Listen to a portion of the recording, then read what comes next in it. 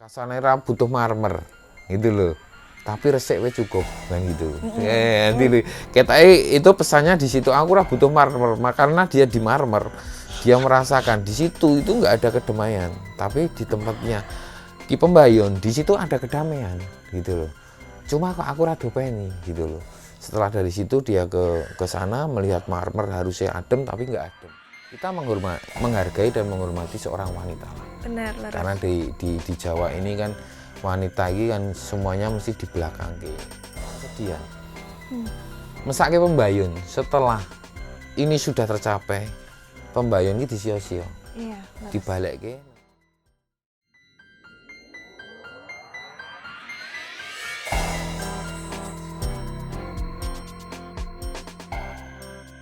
Malam ini kita ketemu lagi, kita lanjut ke episode berikutnya. Ini kita tetap dengan Mbak Galuh. Hari ini mau kita wedar lagi tentang kisah kasih klasik penari. Ini agak lebih mistis ya, ini mungkin nanti buat sobat karena kaitannya dengan legenda dan kejadian masa lalu, residu masa lalu dan residu kehidupan masa lalu para penari. Mungkin banyak cerita dan ini ranahnya agak pribadi, memang agak secret. Sebenarnya bermulanya ini mungkin agak lompat bukan ke penari lagi, tapi ke aktoran. Jadi ketoprak awalnya. Itu di tahun 2019. 2018 itu 2018 itu aku langsung kayak ono tawaran untuk main ketoprak karena mungkin wis sebelumnya ono ning pemeranan gitu Roro Mendut dan lain sebagainya, terus dijak lah di pemerintahan ketoprak. Tapi waktu itu aku ngopo ya, pokoknya aku sibuk apa gitu, dan akhirnya itu tidak jadi ikut di proses itu yang pertama. Terus tapi pas pentase aku nonton, aku bisa hari H mereka pentas aku bisa nonton, bisa nonton pentasnya mereka. Terus yang kedua itu di tahun 2020 atau 2019 gitu aku lupa. Itu ada lagi tawaran untuk jadi pembayun, tapi nggak bisa karena waktu itu aku skripsi. Kisah apa ini? Kisah apa? Di pembayun. Maksudnya di kisah besar apa? Eventnya festival lomba. Yang kedua ini festival lomba teater, ketoprak di Sak DIY. Nah, garis besarnya itu temanya tentang mangir, pembayun gitu-gitu. Oh, iya. Itu aku dilalai nggak bisa juga. Karena ini juga kontroversial ya. Ini karena antara Pembayun dengan Ki Ageng Mangir itu menurut cerita dan legenda itu memang agak kontroversial, banyak versi. Iya, mungkin dilanjutkan, Mbak. Betul sekali. Nah,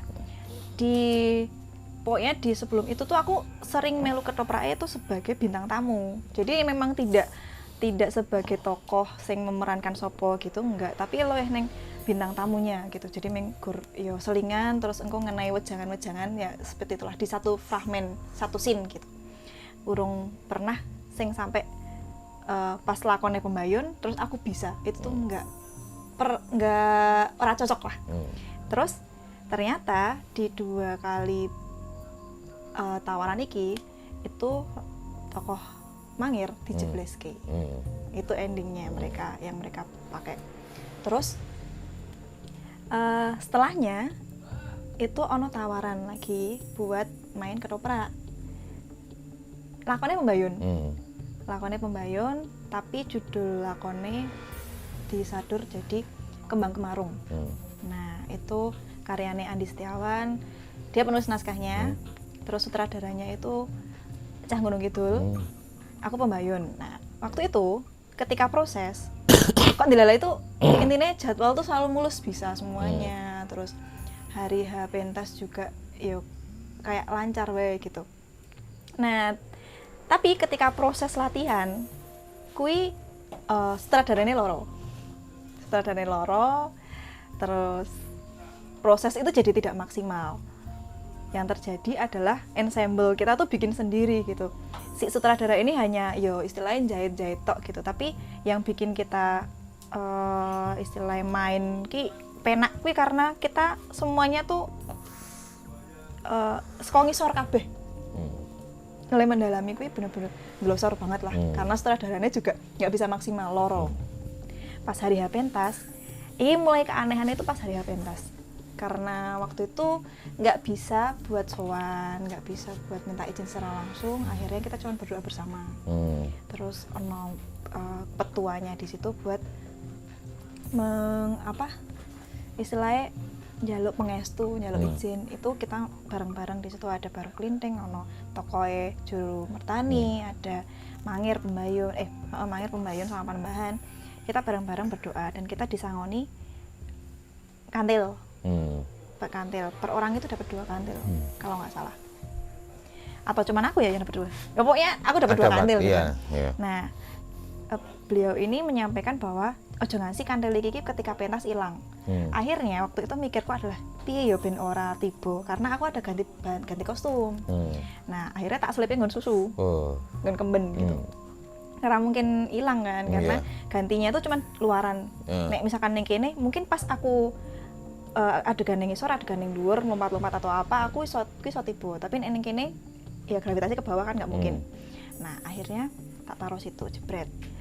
Begitu main iki udan terus banget. Udan terus banget, sanggo petir. Terus ya pokoknya tidak kondusif lah. Nah, dilalai waktu itu tamune saka Pati. Yang nonton dari Pati masih ada almarhum Pak Bondan Nuswantoro juga. Masih ada Pak Pemantono, Pak Purwatmadi. Nah, beliau masih ada itu nonton. Terus baru memulai itu wis suasananya serak kondusif banget karena petir wi nyamber banget. Cuacanya sudah tidak memungkinkan. Tidak memungkinkan untuk melanjutkan ngono kan. Akhirnya tetap dilanjutkan. Pas kui hari H itu penulis naskah kuwi loro. Bener-bener loro pet sing ngadeg wae koyo mumet banget kayak gitu loh. Tapi si sutradara iki mari. Sutradaranya mari penulis naskahnya loro. Setelahnya mulai nih aku tinggal clip on. Aku dikasih clip on. Terus clip onku tuh dari adegan pertama itu mati. Adegan sampai 3 kali ganti clip on kuwi mati kabeh. Padahal sebelumnya itu dipakai aman banget. Nah, kembali lagi pas awal mulai begitu musik pertama udan ki mandek. Tapi kilat masih ada. Bisa kilat nyamber gitu. Wes selesai. Ini adegan berlangsung, rampungan. Kan apa ya istilahnya, aku sebagai pemain ketoprak itu masih baru banget. Mungkin istilahnya kita bareng-bareng, pokoknya kita semuanya semeleh banget. Rampungan jebret, aku lihat semua penonton tuh hampir semuanya tuh nangis. Tapi ya aku nggak bisa secara frontal aku nonton pas aku main gitu kan. Begitu selesai tabik terus ternyata sedahsyat itu ya atmosfernya ketika kami main gitu. Terus nyalami udan meneh. Udan terus banget, petir dan lain sebagainya itu ada lagi. Kan kuwi sebuah keanehan sing menurutku lucu ya, apakah ini pertanda apa gitu loh. Nah, terus setelah itu kami kayak di ruangan base camp gitu, backstage diparani lah karo wong Pati. Wah keren banget mbak mainnya, teman-teman bagus banget ini sampai semuanya nangis. Nah setelah itu kami selesai pentas, mereka pulang balik. Yang terjadi setelahnya kita kan ganti baju. Kami ganti baju, terus aku inget banget waktu itu ada wastafel nih tempat ketika kami ganti baju itu ada wastafel. Si kantil kuwi tak wehke kono. Dan tak nengke wae. Nah, wis ra tak gowo kan menurutku kayaknya udah selesai deh, terima kasih atas ini restunya dan lain sebagainya, tak wehke kono. Pesan-pesan gue kayak aku pengen batin wae kayak gitu loh waktu itu, tak wehke kono. Set. Kami pulang. Semua pulang, jebret. Tekan ngomah, kantilku iki ono ning dhuwur lemariku. Terus kantilku iki sampai apa ya istilahnya aku tidak merasa mengasihi itu di situ gitu loh, kayak yono wae di situ. Nah, setelahnya aku selama seminggu aku loro. Jadi loro gentenan. Setelah seminggu loro, lemes, ya pokoknya wis rungkat lah. Kuwi pertama kali mbayun. Nah, tapi memang endingnya di situ adalah di keris, ditusuk Tusuk. keris sama Panembahan. Endingnya kayak gitu. Terus setelah itu ono proses lagi. Ini yang berkaitan sama Pembayun ya. Yang Asmorowati ya nggak usah ya. Oke. Jadi setelah itu gue main lagi, kesempatan main lagi itu kemarin di Jepang. Sebenarnya ngangkatnya itu ketoprak tari. Nah, ketoprak tari dalam konsepan ini biar sebenarnya luweh iso diterima wong jowo wae sih sebenarnya. Karena iso ditulis adegannya apa-apa. Karena kalau misalnya terlalu banyak dialog mereka juga nggak paham. Terus akhirnya sebelum kita berangkat ke sana, kami ke makam. Kita sowan ke makamnya Pembayun. Nah, waktu di Pembayun itu aku terkejut karena ternyata makamnya itu tidak seperti yang aku bayangkan. Kupikir akan koyok apik, di apik-apik. Makan raja-raja gitu. Ya, karena bayanganku kan beliau ini masih putri raja ya. Terus begitu aku masuk, kok ada yang lebih megah gitu makamnya. Ternyata itu adalah makam Ki Demang Karanglo bersama garwonya. Terus sampingan gitu. Begitu aku masuk tuh memang kayak adem sih, memang tidak ada tekanan apapun gitu loh. Kayak nek misalnya neng gone Roro Mendut tadi tuh kuwi isih ana rasa krentes loro gitu. Nah di situ tuh memang seayem kuwi. Masuk, cuman aku bertanya-tanya, iki neng sebelah ngendi yo makamnya Pembayun, karena semegah kuwi, seditoto kuwi gitu. Ternyata masih lurus lagi. Loh, kok lurus, kok masih ke belakang. Dan neng mburi iki koyok latar gitu loh. Itu tidak terlihat seperti makam, jadi koyok latar. Terus ono koyok batu-batu ditata gitu buat jalan, ada kotaan kecil, ada 2 makam di situ. Nah, makamnya itu diyakini ya memang makamnya Pembayun dan juga ya di Soro. Nah, kami berdoa di sana, jebret. Terus selesai berdoa, kami keluar, ketemu sama juru kuncinya. Berceritalah beliau ini. Akhirnya ketemu lagi sama cerita, menurut beliau itu Pembayun kenapa bisa di sini gitu kan? Yang tak tanyakan pertama kali itu adalah kenapa ada makam Pembayun di sini? Karena setelah Mangir selesai dengan Mangir, Pembayun ini dikasih ke Demang Karanglo. Di opening Demang Karanglo. Katanya itu waktu ngasih siasat untuk ngeledek itu yang ngasih ke Demang Karanglo. Terus akhirnya koyok tinggu imbalan. Nah, neng kono lagi kroso loronya tuh setelah beliau bercerita. Jadi ketoknya ono sesuatu deh, kayaknya aku merasa ono mbuh opo sing marake ketoke iki kok tertekan iki pas aku ngerti fakta iki ya. Jadi iki seseknya tuh di situ. Nah, wis selesai neng kono terus pindahlah ke makam Kota Gede. Di makam Kota Gede, jebret, masuk. Terus kan kalau di dalam makam ini kan adem banget ya. Tapi aku merasa neng kono ki ora nyaman gitu loh. Aku berada di lingkungan seperti itu tuh yang katanya kan dari marmer kabeh. Otomatis kan hawane kudune anyep gitu. Anyep sih, anyep. Tapi ki apa ya? Aku ki emosi ngono kan neng kono ki kayak emosi. Nah, setelah berdoa teman-teman ki rong rampung ki isih ning nggon bagiane Panembahan dan istrinya waktu itu. Terus aku jepat dhewe, maksudnya keluar dari lingkaran circle teman-teman donga kuwi mau, karena aku tahu makamnya Mangir itu setengahnya di luar, setengahnya di dalam. Otomatis kan aku akan mencari makam yang setengahnya itu tadi. Kok ono makam beliau ini ada di pojokan, paling depan. Itu masih di dalam ya? Iya. Di dalam. Terus akhirnya aku mencoba berdoa di situ kan, dan dilalai ki memang tidak ada orang ning ngendi-ngendi ku ora ono wong, dan aku merasa iso kusuk gitu berdoa di situ. Jebret ning kono aku ndonga. Terus ning kene iki ono tiba-tiba ada orang yang datang ning makam sampingnya kene iki. Terus juru kuncinya tuh bilang, "Kok dhewe, Mbak?" ngono gitu. Terus, "Nggih, Pak," aku bilang gitu. Terus habis itu selesai, aku keluar. di keluar itu kan ana koyo karpet ijo, aku mandek ning kono, lingguh timpuh ning kono. Kok rasanya aku pengen mlaku rono ya.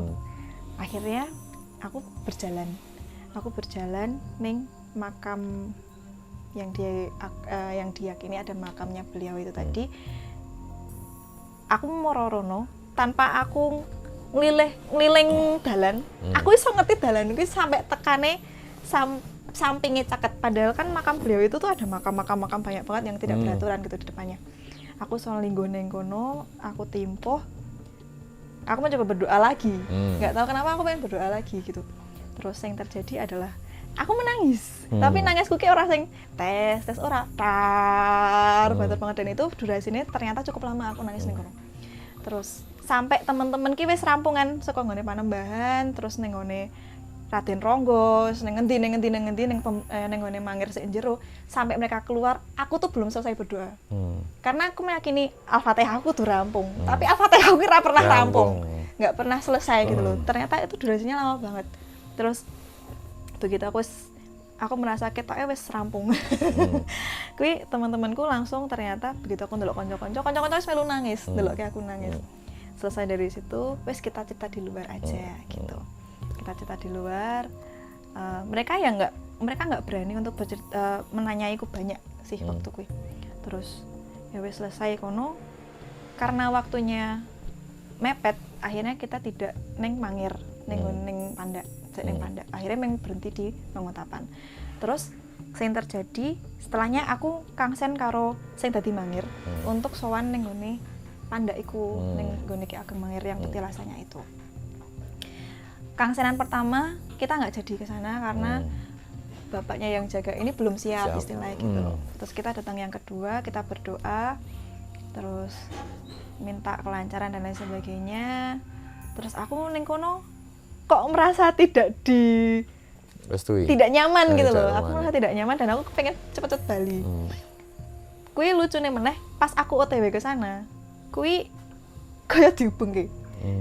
Maps kui ki ra tekan-tekan. Aku malah tekan kali, putar balik. Ora, karena aku yang pertama udah sampai sana. Yang kedua aku merasa kayaknya nggak nyampe kali deh. Terus aku putar balik meneh. Terus aku akhirnya nunggu ning Cerak Cakro, lagi tak telepon tekan ngendi kowe doen aku ki ketoke nyasar deh. Kok ora tekan-tekan gitu. Jadi aku mencoba rono dhewe awalnya ki kayak emang tidak diberi jalan untuk ke sana sendirian kayak gitu. Kuwi. Ya wis, terus selesai pentas di sana, pentas di Jepang ya. Tibake pentas di Jepang, kita berangkat ke Jepang. Kuwi kan kita modelnya pakai MIDI sing kayak MP3 yang memang kita play dari depan sampai akhir. Jadi ada yang cuma tinggal ngelakok kayak gitu. Dialog terus tembang apanya semuanya sudah ada. Begitu sampai di scene-nya Baru Klinting. Itu kan kita pentas 2 hari. Ada scene Baru Klinting memakai nogo, kostum nogo, metu. Nah, harusnya itu lancar. Nggak ada pedotan dan lain sebagainya. Pas hari pertama pentas, kui musiknya kui nge-pause dhewe, jedet nge-pause dan musiknya mati. Nah, akhirnya kan sik nunggu sound-nya kan panik ya, terus di play meneh ngelanjutke. Ora istilahnya ora nggak ngeblank gitu, tapi dia memang nge-pause. Dah, itu hari pertama. Hari kedua di tempat yang sama. Di part itu sound-nya kui orang nge-pause tapi hilang. Hilang, terus dia melanjutkan lagi. Melanjutkan sesuai dengan tempo. Tapi kayak di-mute ngene kae lho. Kayak di-mute terus ono meneh. Nah, untungno iki pada saat itu kita kan wis apal ketukane. Nah, dilalai waktu itu Mangir langsung jebret, langsung entek, langsung digebrus aja gitu loh. Jadi wis pas untungno pas karo ketukane si audio itu. Nah, aku dadi cerita sing ning Jepang ki, oh ternyata iso tekan Jepang ya kayak ngene-ngene iki. Intrik di dalam pementasan kuwi kan bermacam-macam, termasuk kuwi. Terus kita pulang, udah selesai pementasan. Terus istilahnya kita balik lagi kan kita nggak merencanakan untuk kembali ke sana atau dan lain sebagainya. Ya wis kita batin dewe-dewe yuk. Akhirnya dibalik ke dewe-dewe gitu. Gitu. Mungkin capek ya kita ya ndelok cerita, mungkin saya sangat dari dikit ya. Ini para sobat ya. Sobat. Jadi ini kisah legenda yang memang sebenarnya agak kontroversial menurut saya ya. Ini saya nerawang ya, ini dari cerita ini sebenarnya aku bisa buka kabeh pisan. Sebenarnya dari cerita ini saya bisa buka nun sewu ya, ini ya ini persepsi saya ya, benar atau tidak dan seperti apa monggo, ini karena versinya macam-macam ya. Memang baru kisah Kemangir dan Pembayun itu memang kontroversial ya. Ini antara lawan dengan dimana si Pembayun itu dijadikan semacam umpan nun sewu ya, untuk politik, untuk merebut si Mangir karena kekuatan Mangir yang Bumi Pertikan. Nah, dia itu kuat secara spiritual, secara kanuragan dan secara itu paling kuat. Dia itu punya senjata baru kelinting. Jadi gini, ini kan memang versinya yang terakhir sebenarnya. Jadi yang nggak terima itu sebenarnya bukan saya lihat dari kisahnya ini, yang nggak terima itu karena versi ceritanya. Jadi memang versi ceritanya itu menurut saya ya, ini menurut saya juga ya, ini ya, saya dari penerawangan dari anu kan memang sebenarnya nggak dijebles tapi memang ada nun sewu penusukan ke Ki Mangirnya. Dan yang kedua, yang terakhir itu karena baru kelinting sebenarnya sudah mewanti-wanti. Baru kelinting itu adalah senjatanya dari Ki Mangir. Sudah mewanti-wanti dari awal, dari dia itu sampai Bantul itu, kan dia perjalanan dari Mangir sampai Bantul itu udah diwanti-wanti sama baru kelinting. Makanya di pos itu dia akan berhenti karena dia perannya diencongke. Di baru kelinting itu mungkin diencongke atau di versi lain. Karena yang ini peran utamanya sebenarnya baru kelinting. Gitu loh. Peran yang utama itu baru kelinting dan penusukannya itu ini yang dipakai baru kelinting atau enggak. Pas penusukannya itu, menurut versinya itu pakai Kalau yang kemarin bukan. Jadi tetap pakai ini Panembahan. Panembahan ya, baru kelinting di bawah di luar ya, nggak boleh masuk ke dalam ya. Ini kan sebenarnya kan yo ngancing baru kelinting ben ora iso metu, dadi ini melemahkan sebenarnya baru kelinting posisi seperti itu. Tapi ya nek mistisnya memang versinya macam-macam. Jadi kilas balik dari situ, setelah kejadian sudah pembunuhan Ki Mangir itu, yang jadi pertanyaan besar itu, makanya jenengan nangis terus dan nangis terus dan nangis terus. Sebenarnya itu adalah astral kesedihan. Mesake Pembayun setelah ini sudah tercapai, Pembayun iki disio-sio. Iya, dibalekke nang nggone sik nganu dhisik, sik membikin strategi, sik ngrencanake dan kasarane ditinggo dibalekke. Nyo, kena arep openi. Tak naik hadiah iki. Gitu. Karena mungkin waktu itu Ki Pembayun memang karena hamil. Makanya enggak harus ada nek zaman dulu itu harus ada biu bopone. Dibalikin sama Ki Lurah ini. Nah itu, jadi gimana ya perasaan seorang wanita yang sudah dia rela berkorban untuk nusa dan bangsa itu disio-sio baline kan itu. Dia tidak dihormati, nuwun sewu ya, bukan dihargai. Dia itu nggak minta dihargai, cuma paling tidak itu ya diopeni. Karena makamnya itu disembunyikan. Karena ini juga strategi politiknya dari Panembahan, dari ya itu jenengan ke Panembahan nangis dan juga seperti itu, juga Panembahan itu sebenarnya ono rasa getun juga dari situ gitu loh. Tapi karena ya sudah terjadi semuanya dan itu astral, ini semua astral kesedihan sebenarnya. Makanya kita mungkin salah satu pelajaran yang kita terima dari sini, kita menghargai dan menghormati seorang wanita lah. Benar, karena di Jawa ini kan wanita ini kan semuanya mesti di belakang dia. Itu dengan zaman sekarang itu mudah-mudahan dengan kita cerita di sini, kita mungkin dari di sini lah kita ngambil positif lah. Ya, rasa nangis Mbak nanti enggak nangis lagi. Gini, saya mau mengungkapkan rasa perasaan Ki Pembayun ya. Karena saya yang tinggi kan. Jadi dia itu mau mengungkapkan mungkin di media ini ya, di ini mungkin nangis ya Mbak Anu ya, karena dia bisa merasakan pembayun, mungkin bisa disuti memang dia nangis natural ya. Jadi ini saya mau ungkapkan, hargailah wanita, di mana wanita itu sudah melahirkan kita. Nek ra ono wong wedok iki apa dhewe dadi apa kan gitu. Mereka sudah berjuang untuk negara dan bangsa, untuk bapak nih, untuk ini, tapi tolong hargailah, dihargai. Paling tidak wanita itu ibu bumi ya, dengan kita bisa ibu bumi itu kita bisa menghargai sedikit, menghormati, kita bisa mendoakan dan lain sebagainya. Kasane ra butuh marmer gitu loh, tapi resik wis cukup kan gitu. Nanti lho ketoke itu pesannya di situ, aku ora butuh marmer, karena dia di marmer dia merasakan di situ itu nggak ada kedamaian, tapi di tempatnya Ki Pembayun di situ ada kedamaian gitu loh. Cuma kok aku rada peni gitu loh. Setelah dari situ dia ke sana melihat marmer harusnya adem tapi nggak adem. Karena residu kesedihan itu pasti akan ada. Tolong itu kita hargailah seorang wanita, seperti apa kehidupan, seperti apa mereka, karena dia juga ibu kita. Dan dia juga melahirkan anak-anak kita, dan mereka juga memberi wong lanang iki nek ra ono wanita walaupun secerewet-cerewetnya wanita atau sak petuk sak sungan wanita, tapi kita harus menghormati. Mungkin pesan yang terakhir mungkin yang dari Pembayun kan juga ini mungkin salah satunya, seorang wanita itu harus dihargai. Hargailah wanita, hargailah ibu kalian, hargai istri kalian. Mungkin seperti itu aja. Monggo kita kembalikan ke teman-teman, ke Sobat Ronda, bagaimana menyikapi kisah cerita ini. Mungkin ini akan jadi lebih menghargai sesama wanita. Mungkin seperti itu aja. Kita malam ini cukupkan sekian, karena akan ini Mbak Galuh mau menangis dulu, biarkan menangis dulu, nanti mungkin air matanya bisa jual, karena air mata ibu itu lebih mahal mungkin ya.